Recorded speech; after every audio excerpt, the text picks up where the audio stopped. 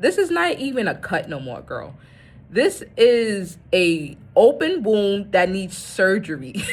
Be love. Be light. Be peace. Be life. Be wrong. All right. Be strong. I wanted to give you guys a backstory of 2019 and how I ended up in a psych ward. I know that sounds like a lot, but I think that this story will help a lot of people who are struggling mentally, emotionally, spiritually, wherever you are right now. I think that this story will help and benefit others to know that they're not alone and that mental health is real. March of 2019, I had been working on a project, and it was quite some time. I had been working on it for about a month and a half. At the time, I had a brand called The Creative Era where I did everything by hand. I was basically a solopreneur. I did everything by myself. And at that time, I had been 10 years in my brand. I was dropping a new collection, and I was like, yo, I just want to finish this book bag. And so that particular day, I was just trying to sew the book bag. That was my main point. I just want to finish this book bag so I could tell the people that I'm done, like I'm finished the project. Baby, that wasn't the case, okay? In my mind, I thought that I was Superwoman, but my body and my mental and my emotion was like, girl, we're gonna put a hold. We're gonna stop this right here. And I just started crying. I started crying because I really wanted to get this done. I really just wanted to just make things happen, but it just was not happening the way I wanted it to be. So I remember laying in the bed, boohoo crying. And during that time, no one around me knew I was that depressed. I mean, granted, I didn't even know I was that depressed.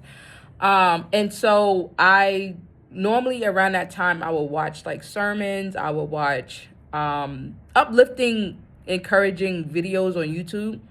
But in that moment, nothing was working, like nothing. So I was just like, girl, let's just go back to sleep and maybe tomorrow will be a better day. Child, I cried throughout the night. I would wake up, cry, go back to sleep, wake up, cry. And by like 9 o'clock in the morning, I believe my sister either reached out to me or I reached out to her. But either way, I told her, girl, I am not mentally okay. Like, I'm not here. And then also my best friend also had texted me around that time, like, girl, are you okay? And I'm like, I'm happy everyone is sensing my energy that I'm not okay. And so they both came to my house to basically make sure I was good. And during that time, looking back at where I was, I had so much going on during that time of my life. I was a caretaker for my grandmother who had dementia. I was running a business solely by myself. I was financially in a rut. I had been struggling with, my love life. I was basically struggling with a lot. And I kept burying it into work. I just kept saying, I'm just going to work it off. I'm just going to work. But I feel like during that time, God was telling me, girl, you can't, this is not even a cut no more, girl.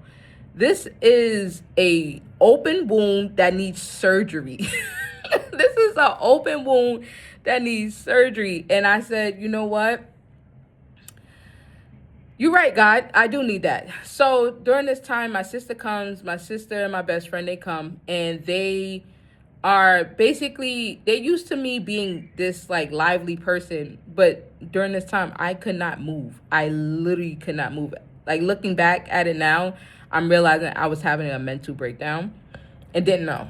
And so I was like, I just want to go back to sleep. Like, you know what I mean? So my sister was like, no, like, maybe we could go for a walk. And during this time, my sister didn't quite understand what it looked like. Like, she didn't know I was that depressed, and she also didn't know that I was having a mental breakdown. So she's thinking, okay, let's just go take a walk. Let's just do something that will uplift your spirit.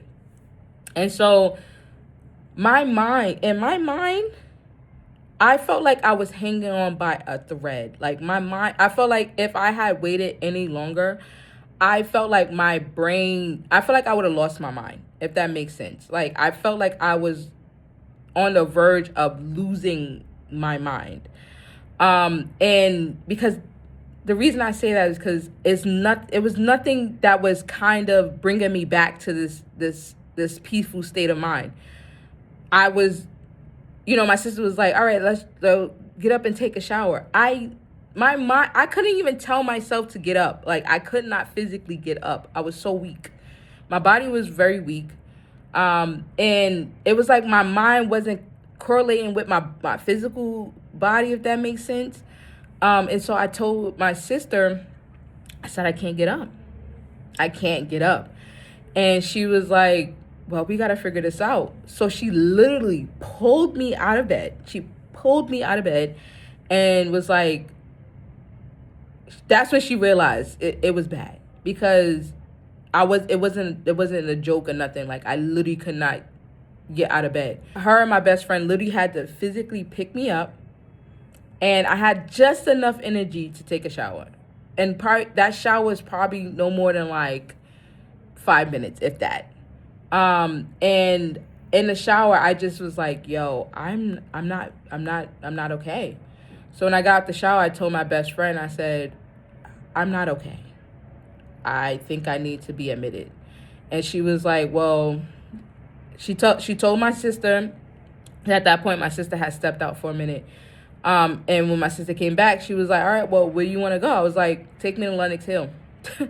Because I knew prior that I had someone close to me also had been admitted to this particular psych ward, and I knew that they had really good services there, if that makes sense. So in my mind, I was like, yeah, take me to, Lenox Hill. And when I say Lenox Hill in New York City. They're driving me to Lenox Hill, and my sister is like trying to make, lighter of the moment, like try to make me laugh, but I just could not laugh. It was just, again, my emotions was not attached to anything. It literally, I was just like flatline. And anyone that knows me knows that I am not like that. Like, I'm very much a happy-go-lucky girl. Like, I'm laughing, I'm joking, I'm dancing, I'm doing a lot. And during that time, I just could not gather up my emotions. And my sister was like, well, it's time for you to go. So we get to Lenox Hill. I'm waiting for a good minute. And during this time, I forgot to mention, I basically did not want to be here, like physically be here. Like, I was in that state of mind of like, I'm ready to, y'all know what I mean. I'm ready to do. And I, expressed that to the nurse at the time, like, because she asked me that, like, do you feel like harming yourself? And I was like, to be honest, yeah, I do. And she was like, okay, yeah, it's about that time. So during this time, one thing I recognized in my mood was like, because I was severely depressed, I would have these moments where I would be extremely happy and then I would get extremely sad.